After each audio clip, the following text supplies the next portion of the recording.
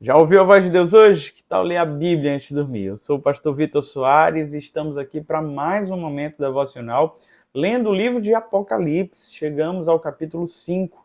João, o evangelista, aquele que está exilado na ilha de Patmos, viu uma porta aberta no céu e uma voz que o chamava para subir até lá. Ele é tomado pelo Espírito e vê coisas celestiais. Ele contempla Cristo Jesus em seu trono, ele vê grande luz, semelhante a pedras preciosas, e conhece ali os 4 seres viventes que também são narrados lá no livro de Ezequiel, e os 24 anciãos. Contemplando tudo isso, ele se depara com uma adoração angelical, celestial, ele vê toda a reverência que dedicam ao Cristo ressurreto. No capítulo 5, então, entra um grande dilema, um grande conflito. É nos apresentado um rolo, um livro, e este livro está selado, e não havia ninguém que fosse digno de desatar os selos, de abrir este livro. Este livro contém, então, os mistérios do fim dos tempos. É um registro de todas as coisas que foram predeterminadas pelo próprio Deus em sua criação, pois nós cremos que o Senhor é o autor da história. Ele é aquele que, desde a fundação do mundo, arquitetou, é soberano, governa, participa ativamente da sua criação. Não é simplesmente um Deus que criou o mundo e deixou este mundo à mercê, mas ele interage com a sua criação para fazer velar por sua palavra, por suas promessas e garantias. João, nessa experiência, fica entristecido por não saber quem era digno de desatar os selos. Até que algo surpreendente acontece, e eu quero te convidar então a ler esse texto comigo. Apocalipse capítulo 5, versículo 1. Então vi na mão direita daquele que está assentado no trono um livro em formato de rolo, escrito de ambos os lados e selado com 7 selos. Vi um anjo poderoso proclamando em alta voz: quem é digno de romper os selos e de abrir o livro? Mas não havia ninguém, nem no céu, nem na terra, nem debaixo da terra, que pudesse abrir o livro, ou sequer olhar para ele. Eu chorava muito porque não se encontrava ninguém que fosse digno de abrir o livro e de olhar para ele. Então um dos anciãos me disse: não chore, eis que o leão da tribo de Judá, a raiz de Davi, venceu para abrir o livro e os seus 7 selos. Depois vi um cordeiro que parecia ter estado morto em pé no centro do trono, cercado pelos 4 seres viventes e pelos anciãos. Ele tinha 7 chifres e 7 olhos, que são os 7 Espíritos de Deus enviados a toda a terra. Ele se aproximou e recebeu o livro da mão direita daquele que está assentado do trono. Ao recebê-lo, os 4 seres viventes e os 24 anciãos prostraram-se diante do cordeiro. Cada um deles tinha uma harpa e taças de ouro cheias de incenso, que são as orações dos santos. E eles cantavam um cântico novo. João, arrebatado em espírito aos céus, vislumbra coisas que são inefáveis, indizíveis, coisas que são incompreensíveis para um homem natural. E ele tenta narrar de forma simbólica aquilo que ele estava contemplando. Ele contempla o Senhor assentado em seu alto trono. É bem verdade que é nítido que ele não vê perfeitamente tudo aquilo, ele não consegue narrar as características plenas, ele vê tudo como um grande brilho, um brilho intenso.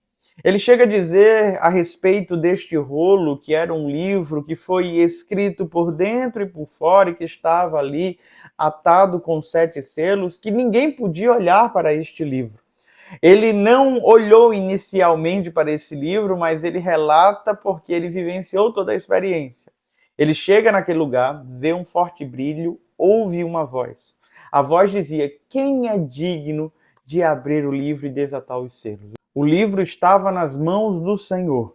E naquele momento, João começa a entrar em desespero, angústia, por entender que o rumo da eternidade Não era possível ser desvendado, ninguém era senhor daquela história, o livro estava lacrado e não havia ninguém que pudesse então abrir aquele livro, ninguém era digno. Até que a voz do ancião chega ao ouvido de João que diz: não chore. E então nos é apresentado aquele que é o leão da tribo de Judá, a raiz de Davi, aquele que venceu a morte, o Cordeiro de Deus que tira o pecado do mundo. Cristo Jesus é reverenciado ali por todos e pega então este livro com seus selos em suas mãos. Meus amados irmãos, a figura que estamos lendo aqui neste texto, ela é emblemática e ela diz muito respeito ao contexto da época. Uma carta que fosse selada só poderia ser aberta quando chegasse alguém que realmente esta carta foi endereçada, este livro foi endereçado. Era comum os reis, quando faziam um decreto, selarem com o seu anel numa cera ou coisa parecida. E ali era irrevogável, ninguém poderia abrir, até que chegasse alguém que fosse uma autoridade legitimamente constituída, que poderia então desatar os selos. Aqueles 7 selos queria dizer que aquele livro era de acesso ultra restrito. Apenas aquele que era digno de abrir os selos poderia tirar um dos selos. Mas nós encontramos aquele que não apenas é poderoso o suficiente para abrir este livro, mas que se torna o Senhor dessa história. Sabe, às vezes a gente fica angustiado quando pensa no amanhã. Eu não sei você, mas muitas vezes o nosso coração se enche de ansiedade quando pensamos a respeito do futuro, da maldade no mundo, dos sofrimentos, quando a ideia da morte bate à nossa porta. Isso causa uma confusão em nosso coração. E João estava ali contemplando tudo a respeito, não apenas do seu futuro, mas o desfecho da humanidade. Sabe, uma coisa que esse livro nos traz? A esperança de que o amanhã está garantido. Está garantido porque o Senhor já está lá. Ele já desvendou os mistérios do futuro. Ele habita no passado, presente e futuro, pois ele é aquele que era, que é e que há de vir. Ele é Senhor do tempo, é um Deus eterno. Isso deveria trazer paz ao nosso coração. Se em algum momento você se encontra desestabilizado pelo dia de amanhã, saiba que o dia de amanhã continua no controle do Senhor, na soberania dele. Ele já preparou o melhor para as nossas vidas. Quando as coisas nos fogem o controle, não deve haver desespero. A impressão que temos é que precisamos ser agentes, precisamos estar proativos cuidando de tudo, mas a bem da verdade é que nós nunca tivemos controle de absolutamente nada. As coisas mais triviais da nossa existência não passam pelo nosso controle. Você não consegue dar conta de quantas vezes você está respirando agora enquanto me assiste, quantas vezes você piscou, quantas batidas o teu coração está dando. A gente não dá conta das coisas triviais que nos mantêm vivos, o que dirá do futuro. Sabe, o convite com relação ao futuro é simplesmente confiar no Senhor, encher o coração de esperança. O Cordeiro de Deus é digno de abrir o livro, desatar os selos. Ele é Senhor da história e devemos confiar nele, pois ele tem o melhor roteiro de todos para as nossas vidas. A palavra de Deus diz que ele faz com que todas as coisas cooperem para o bem daqueles que amam a Deus. Naquele momento, todos os seres celestiais começam a louvar ao Senhor. Encontramos aqui algumas peculiaridades. A primeira são as características desse cordeiro. O cordeiro que é apresentado, que foi morto, mas agora está no centro, vivo, ressurreto, tem 7 chifres e 7 olhos, transmitindo a ideia de que ele tem todo o poder, toda a autoridade. O chifre era símbolo de autoridade. Já os olhos quer dizer que nada passa desapercebido a ele. Ele conhece todas as coisas. O número 7 é um número de plenitude. É dizendo, ele tem toda a autoridade e ele tem toda a visão, toda a presciência, nada está oculto perante ele. Não há nada nas trevas que ele não seja capaz de sondar, não há nada no profundo do teu coração que ele não conheça, não saiba muito bem.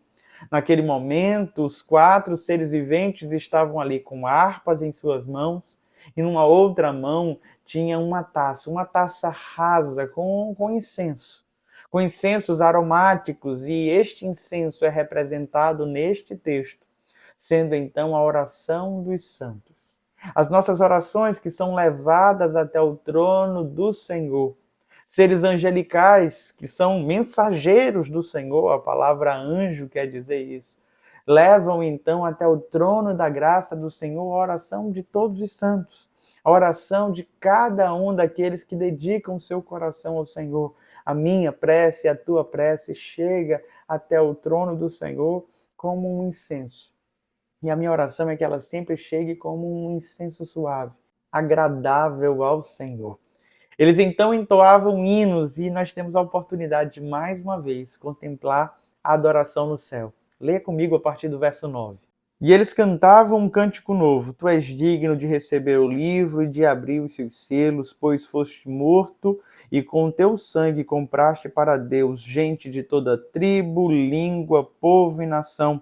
Tu os constituíste reino e sacerdotes para o nosso Deus, e eles reinarão sobre a terra. Então olhei e ouvi uma voz de muitos anjos, milhares de milhares e milhões de milhões. Eles rodeavam o trono, bem como os seres viventes e os anciãos, e cantavam em alta voz: digno ao Cordeiro que foi morto de receber poder, riqueza, sabedoria, força, honra, glória e louvor. Depois ouvi todas as criaturas existentes no céu, na terra, debaixo da terra e no mar, e tudo que neles há, que dizia: aquele que está assentado no trono, e ao Cordeiro seja o louvor, a honra, a glória e o poder para todo sempre. Os 4 seres viventes disseram amém, e os anciãos prostraram-se e o adoraram. Cristo Jesus é considerado digno porque ele morreu. E com a sua morte ele adquiriu, ele comprou gente de todos os povos, tribos, línguas e nações.